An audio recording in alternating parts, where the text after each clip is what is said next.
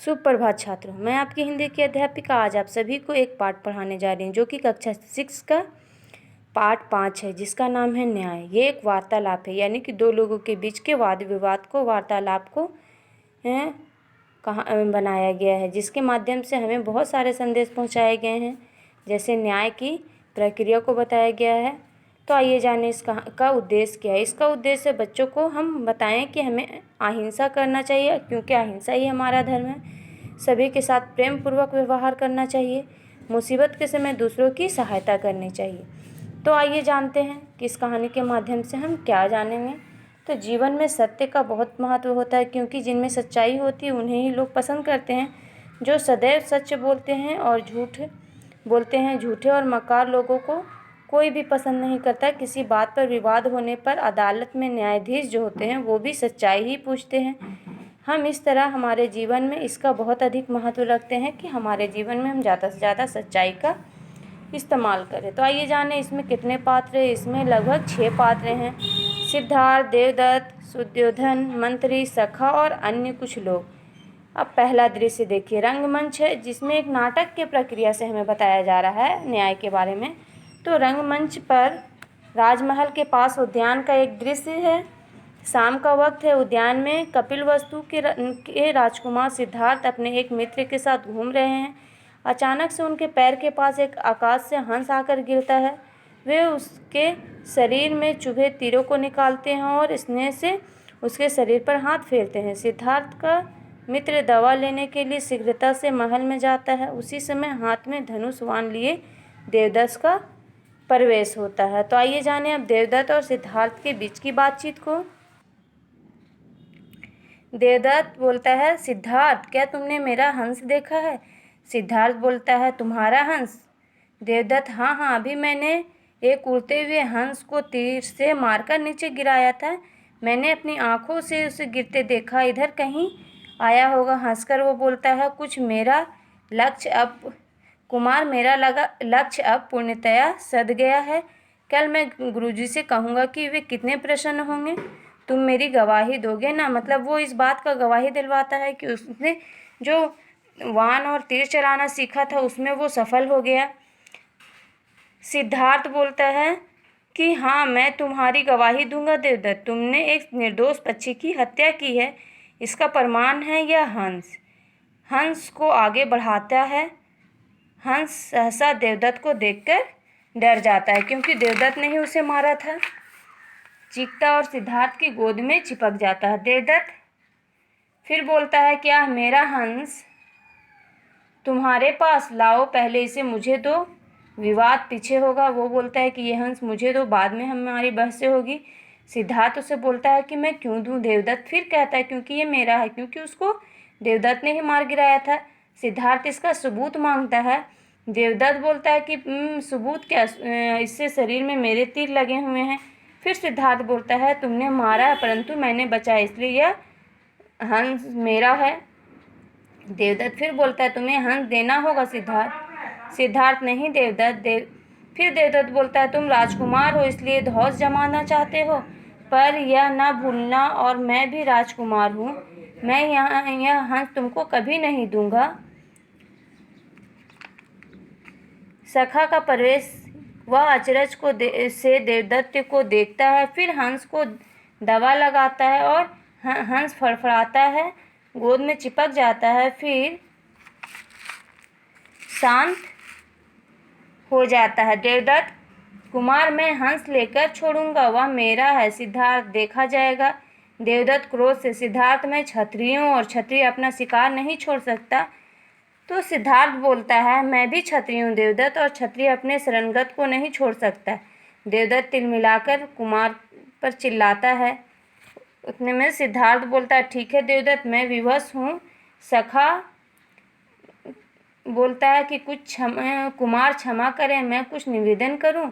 सिद्धार्थ बोलता है, क्यों? कहो मित्र।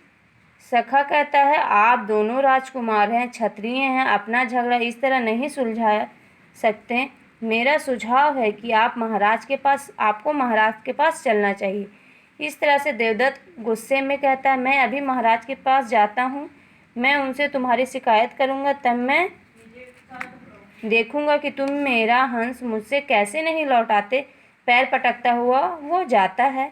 सिद्धार्थ बोलता है, आओ मित्र, हम भी चले, महाराज ही इसका निर्णय करेंगे। सखा सिद्धार्थ दोनों चलते हैं। दोनों जाते हैं, पर्दा गिर जाता है। अब दूसरा दृश्य देखिए। रंगमंच पर महाराज सुद्योधन की विशेष सभा। एक दृश्य, सभासद अपने अपने आसन पर बैठे हैं। महाराज का स्वर्ण सिंहासन कुछ ऊंचा है। मंत्री कुछ निवेदन कर रहे हैं। इसी समय प्रतिहारी प्रवेश करता है। प्रणाम करके वह खड़ा हो जाता है। महाराज क्या है? प्रतिहारी कहता है, महाराज की जय हो। राजकुमार देवदत्त सभा में आने की आज्ञा चाहते हैं। महाराज कहते हैं, इस समय अच्छा आने दो। प्रतिहारी लौटता है। मंत्री कुछ कहने लगते हैं। कुछ ही क्षण में देवदत्त प्रवेश करता है। देवदत्त कहता है, मैं महाराज को प्रणाम करता हूँ। देवदत्त महाराज को प्रणाम करता है। महाराज देवदत्त कहो, इस समय कैसे आए हो? क्या उद्यान नहीं गए? तो देवदत्त कहता है, महाराज मैं आपसे न्याय चाहता हूँ। कुमार मेरा हंस नहीं देता। तो महाराज कहते हैं, राजकुमार सिद्धार्थ। देवदत्त, हाँ महाराज। महाराज कहते हैं, उसने तुम्हारा हंस छीन लिया है? देवदत्त कहता है, हाँ महाराज, मैंने उड़ते हुए हंस को अपने तीर से मारा था। वह राजकुमार के पास जा गिरा। वे अब उसे नहीं लौटाते। न्याय से वह मेरा हुआ, मुझे दिला दीजिए। महाराज बोलते हैं, कुमार अब कहाँ है? देवदत्त, उद्यान में महाराज। महाराज प्रतिहारी को कहते हैं कि कुमार को कहो, महाराज तुम्हें बुलाते हैं। प्रतिहारी आज्ञा लेकर चला जाता है। सिद्धार्थ को वो बुलाकर लाता है। सिद्धार्थ महाराज के सामने आकर प्रणाम करता है। महाराज कहते हैं, सिद्धार्थ, देवदत्त कहता है, तुमने उसका हंस छीन लिया, क्या यह ठीक है? यह जो हंस तुम्हारी गोद में है, क्या यह वही हंस है? सिद्धार्थ कहता है, जी महाराज, वही है। महाराज, क्या यह देवदत्त का है? सिद्धार्थ, जी नहीं, यह मेरा है। फिर महाराज पूछते हैं, तुम्हारा कैसे? देवदत्त कहता है, महाराज यह हंस मेरा है, इसको मेरे तीर लगे हैं। सिद्धार्थ झूठ बोलता है। महाराज बोलते हैं, शांत देवदत्त, क्रोध मत करो। तुम कहते हो यह हंस तुम्हारा है क्योंकि तुमने इसे आखेट किया है, यानी तुमने इसका शिकार किया है। देवदत्त कहता है, हाँ महाराज। फिर महाराज कहते हैं, क्यों सिद्धार्थ? देवदत्त ठीक कहता है ना? सिद्धार्थ कहता है, जी महाराज, हंस का आखेट देवदत्त ने ही किया है। तो फिर महाराज कहते हैं, कैसे कहते हो कि यह तुम्हारा है? सिद्धार्थ कहता है, महाराज, देवदत्त ने हंस मारा है, परंतु मैंने इसे बचाया है। बचाने वाला मारने वाले से बड़ा होता है। अब सभा में हर्ष ध्वनि। महाराज पर सिद्धार्थ, क्षत्रिय अपने आखेट नहीं छोड़ सकता है। हंस देवदत्त का आखेट है। सिद्धार्थ कहते हैं, ठीक है महाराज, क्षत्रिय अपना आखेट नहीं छोड़ सकता, परंतु क्षत्रिय शरणगत को भी तो धोखा नहीं दे सकता। हंस मेरी शरण में आ चुका है, मैं हंस को नहीं लौटाऊंगा। फिर देवदत्त कहता है, महाराज, मैंने पहले हंस को मारा, इसलिए यह मेरा है। फिर सिद्धार्थ कहता है, यह कोई तर्क नहीं महाराज, पहले मारा था तभी तो मेरी शरण में आया है, बिना मारे वह मेरी शरण में क्यों आता? सब लोग अचंभित होकर एक दूसरे को देखते हैं। महाराज बोलते हैं, मंत्री जी, समस्या बहुत ही कठिन हो गया, आप कुछ रास्ता सुझा सकते हैं? मंत्री जी कहते हैं, महाराज, समस्या बड़ी आसान है, आज्ञा दे तो मैं अभी इसका निर्णय कर देता हूँ। महाराज बोलते हैं, नेकी और पूछ मंत्री जी को यह आज्ञा मिल जाती है। मंत्री जी कुमार देवदत्त से कहते हैं कि तुम कहते हो हंस तुम्हारा? देवदत्त कहता है, जी हाँ, हंस मेरा है, मैंने उसे तीर मारकर गिराया है। मंत्री जी कहते हैं, ठीक है राजकुमार सिद्धार्थ, तुम कहते हो कि यह तुम्हारा। सिद्धार्थ भी कहता है कि जी हाँ, यह मेरा है, मैंने इसे बचाया है। मंत्री जी फिर क्या करते हैं? वो राजकुमार को कहते हैं कि तुम हंस को यहाँ इस आसन पर बैठा दो। सिद्धार्थ उसे बैठा देता है।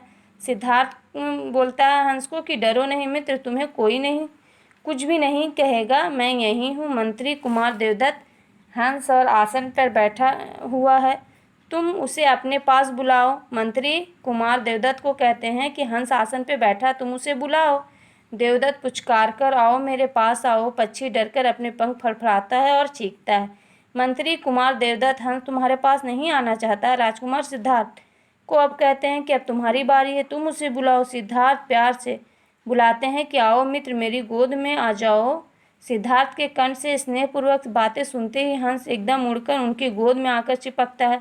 सभा जो है आनंद विभोर होकर हर्ष ध्वनि करती है। महाराज के नेत्र से सजल हो जाते हैं। मंत्री गंभीर हो जाते हैं। मंत्री, देखिए महाराज,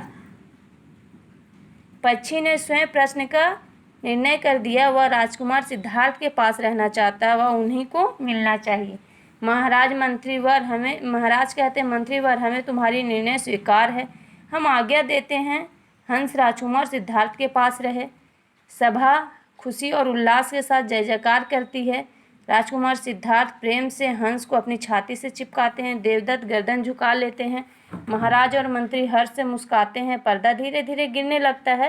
राजकुमार सिद्धार्थ जाते हुए दिखाई देते हैं। हंस उनकी गोद में ऐसे चिपका है जैसे बच्चे माँ की गोद में चिपक जाते हैं और पर्दा गिर जाता है। इस प्रकार कहानी का अंत हो जाता है और हमें यह कहानी यही संदेश देता है कि हमेशा न्याय जो है वही सबसे परे होता है, सबसे ऊपर होता है। हमें कभी भी हिंसा को नहीं अपनाना चाहिए और अहिंसक रहना चाहिए। किसी भी जीव जंतु के प्राण लेने का हक हमारा नहीं है। तो ये पाठ यहीं पे समाप्त हुआ। धन्यवाद।